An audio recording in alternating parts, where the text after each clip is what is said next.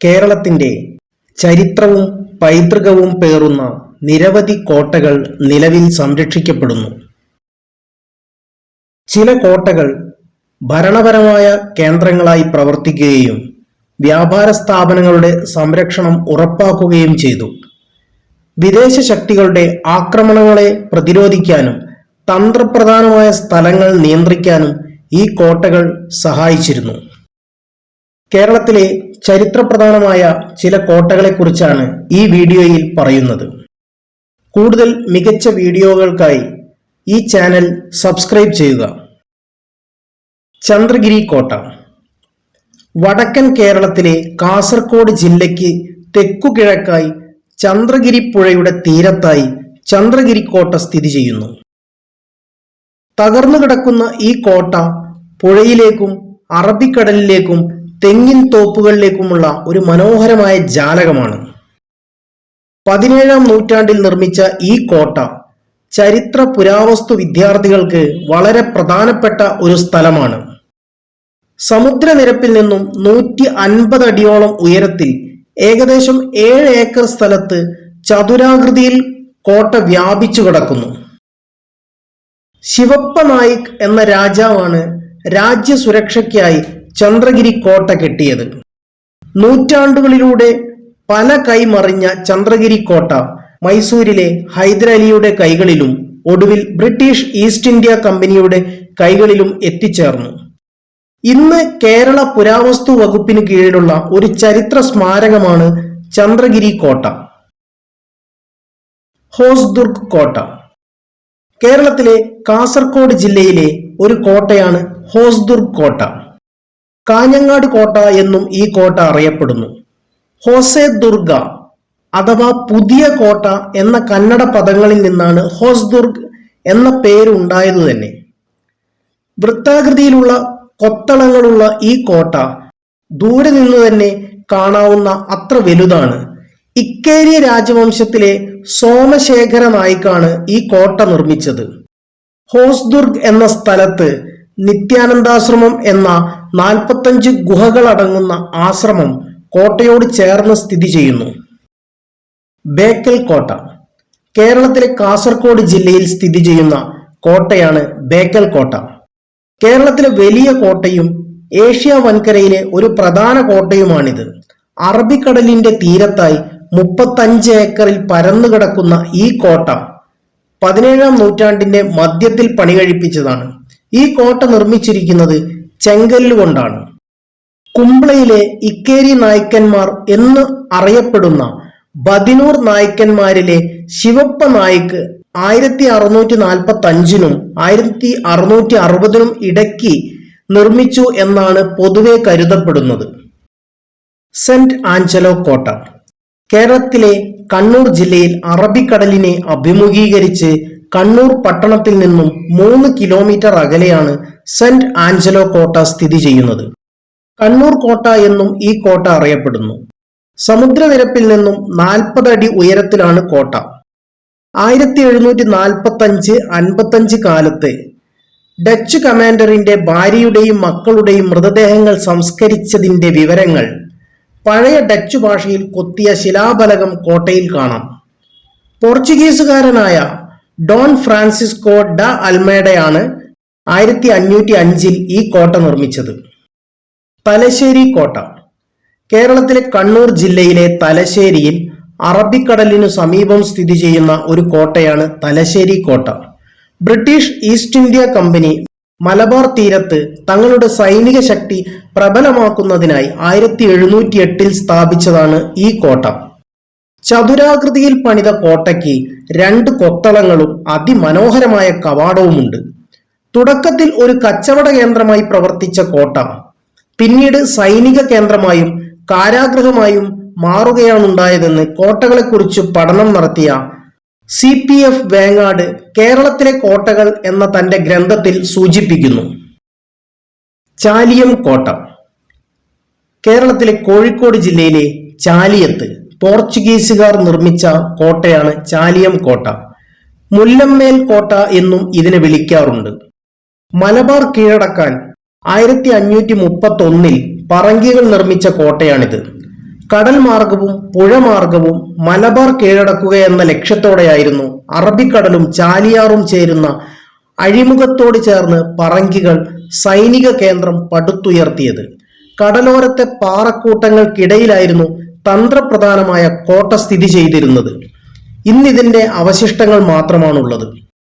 പാലക്കാട് കോട്ട. കേരളത്തിലെ പാലക്കാട് പട്ടണത്തിന്റെ ഹൃദയഭാഗത്തായി സ്ഥിതി ചെയ്യുന്ന കോട്ടയാണ് പാലക്കാട് കോട്ട. ടിപ്പു സുൽത്താന്റെ അച്ഛനായ മൈസൂർ രാജാവായിരുന്ന ഹൈദരലി 1766 പണികഴിപ്പിച്ച ഈ കോട്ട പിന്നീട് പിടിച്ചടക്കിയ ബ്രിട്ടീഷുകാർ കോട്ട പുനരുദ്ധരിച്ചു. പല വീരകഥകളും ഉറങ്ങുന്ന ഈ കോട്ട ഇന്ന് ഭാരത പുരാവസ്തു വകുപ്പ് ആർക്കിയോളജിക്കൽ സർവേ ഓഫ് ഇന്ത്യയാണ് സംരക്ഷിക്കുന്നത്. കോട്ടയ്ക്ക് അകത്തേക്ക് സന്ദർശകർക്ക് അനുമതിയുണ്ട്. പ്രവേശനം ഫീസ് മുഖാന്തരം നിയന്ത്രിച്ചിട്ടുണ്ട്. ഇന്ത്യയിലെ തന്നെ ഏറ്റവും നന്നായി സംരക്ഷിച്ചിരിക്കുന്ന കോട്ടകളിൽ ഒന്നാണ് പാലക്കാട് കോട്ട. ചേറ്റുവ കോട്ട. തൃശൂർ ജില്ലയിലെ ഗുരുവായൂരിൽ നിന്ന് ഏകദേശം 8 കിലോമീറ്റർ തെക്കായി ചേറ്റുവ മണപ്പുറത്ത് സ്ഥിതി ചെയ്തിരുന്ന ഒരു കോട്ടയാണ് ചേറ്റുവ കോട്ട. ഇതിനെ വില്യം കോട്ട എന്നും അറിയപ്പെട്ടു. 18-ാം നൂറ്റാണ്ടിന്റെ ആരംഭത്തിൽ ഡച്ചുകാരാണ് ഈ കോട്ട നിർമ്മിച്ചത്. അക്കാലത്ത് ചേറ്റുവ കോട്ടയെ മലബാറിലെ ഏറ്റവും പ്രബലമായ കോട്ടയെന്നാണ് കാൻഡർ വിഷർ വിശേഷിപ്പിച്ചത്. ബ്രിട്ടീഷുകാരും ഡച്ചുകാരും സാമൂതിരിയും കൊച്ചി രാജാവും ചേറ്റുവ കോട്ടയുടെ ആധിപത്യത്തിനു വേണ്ടി നിരന്തരം യുദ്ധങ്ങൾ നടത്തിയിരുന്നു. മണ്ണിനടിയിലേക്ക് കുഴിച്ചിറക്കപ്പെട്ട കനത്ത തേക്ക് തടികളിൽ അസ്ഥിവാരം നിർമ്മിക്കപ്പെട്ട ഈ കോട്ട ഇന്ന് പൂർണ്ണമായും തകർന്ന നിലയിലാണ്. കൊടുങ്ങല്ലൂർ കോട്ട. 1523 പോർച്ചുഗീസുകാർ നിർമ്മിച്ച കോട്ടയാണ് കൊടുങ്ങല്ലൂർ കോട്ട. തൃശൂർ കൊടുങ്ങല്ലൂരിലെ കോട്ടപ്പുറം എന്ന സ്ഥലത്താണിത്. കോട്ടപ്പുറം കോട്ട, ക്രാങ്കന്നൂർ കോട്ട, സെന്റ് തോമസ് കോട്ട, ടിപ്പുവിന്റെ കോട്ട എന്നും അറിയപ്പെടുന്നു. കൊച്ചിയിൽ പോർച്ചുഗീസ് മേധാവിത്വത്തിന്റെ 3 നെടും തൂണുകളിലൊന്നാണിത്. മറ്റു 2 കോട്ടകൾ 1505 നിർമ്മിച്ച ഇമ്മാനുവൽ കോട്ടയും 1503 നിർമ്മിച്ച പള്ളിപ്പുറം കോട്ടയും ആണ്. നെടും കോട്ട. നെടും കോട്ട ഇംഗ്ലീഷിൽ ട്രാവൻകൂർ ലൈൻസ് എന്നാണ് അറിയപ്പെട്ടിരുന്നത്. ധർമ്മരാജ കാർത്തിക തിരുനാൾ രാമവർമ്മ മഹാരാജാവിന്റെ ഭരണകാലത്ത് മധ്യ കേരളത്തിന് കുറുകെ നിർമ്മിച്ച കോട്ടയാണിത്. ടിപ്പു ഹലാക്കില കോട്ട എന്ന് വിളിച്ചിരുന്ന ഈ കോട്ട മണ്ണും കല്ലും കൊണ്ട് നിർമ്മിച്ച 56 കിലോമീറ്റർ നീണ്ട വൻ മതിലാണ്. ഒരറ്റം കടലിനെയും മറ്റേ അറ്റം പശ്ചിമഘട്ടത്തിലെ ആനമലയെയും ബന്ധിപ്പിച്ചുകൊണ്ടാണ് സ്ഥിതി ചെയ്തിരുന്നത്. 40 മുതൽ 50 അടി വരെ ഉയരവും ഇതിനുണ്ടായിരുന്നു. 56 കിലോമീറ്ററാണ് ഇതിന്റെ നീളം എന്ന് 1926 തിട്ടപ്പെടുത്തുകയുണ്ടായി. പുരാവസ്തു വകുപ്പിന്റെ കീഴിൽ ഇതിന്റെ അവശിഷ്ടങ്ങൾ ഇന്നൊരു സ്മാരകമായി മാത്രം നിലനിൽക്കുന്നു. കൊടുങ്ങല്ലൂർ കോട്ടയും അഴിമുഖത്തുള്ള കാവൽ കോട്ടയും സമുദ്രമാർഗമുള്ള ആക്രമണങ്ങൾക്ക് ശക്തമായ പ്രതിരോധം തീർക്കാൻ സാധിക്കുന്നതായിരുന്നു. എന്നാൽ കരമാർഗമുള്ള വടക്കു നിന്നുള്ള ആക്രമണങ്ങൾക്ക് പറ്റിയ പ്രതിരോധം ഇല്ലായിരുന്നു. ഇതാണ് ഈ കോട്ട പണിയാനുള്ള പ്രചോദനം. പടിഞ്ഞാറ് കൃഷ്ണൻ കോട്ട മുതൽ കിഴക്ക് സഹ്യനിരകൾ വരെ തുടർച്ചയായുള്ള ഒരു വൻ മതിലായിരുന്നു ഇത്. പള്ളിപ്പുറം കോട്ട. കേരളത്തിലെ എറണാകുളം ജില്ലയിലെ ഒരു കോട്ടയാണ് പള്ളിപ്പുറം കോട്ട. പോർച്ചുഗീസുകാരാണ് 1503 ഈ കോട്ട നിർമ്മിച്ചത്.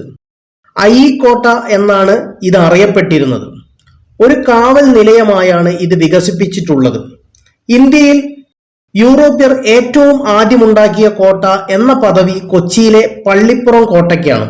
2ാം പോർച്ചുഗീസ് വൈസ്രോയിയും കോളനിവൽക്കരണത്തിന്റെ സ്ഥാപകനുമായ അൽ ബുക്കർക്കാണ് ഇത് പണിതത്.